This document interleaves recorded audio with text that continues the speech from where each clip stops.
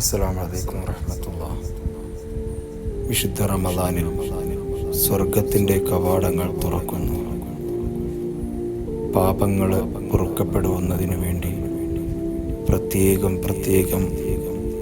സംവിധാനങ്ങളും സാഹചര്യങ്ങളും ഒരുങ്ങുന്നു.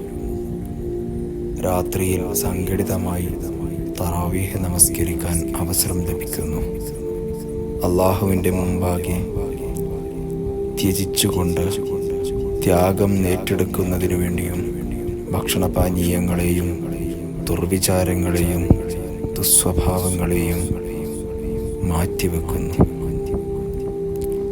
അങ്ങനെ തഖ്വയുള്ള യഥാർത്ഥവണ്ണം അള്ളാഹുവിലേക്ക് സാമീപ്യം സിദ്ധിക്കുന്ന മഹാപുണ്യവാന്മാരിൽ ഉൾപ്പെടുന്നതിനുള്ള ഒരു പ്രത്യേക വേദിയായി വിശുദ്ധ റമദാൻ ഒരുങ്ങുന്നു.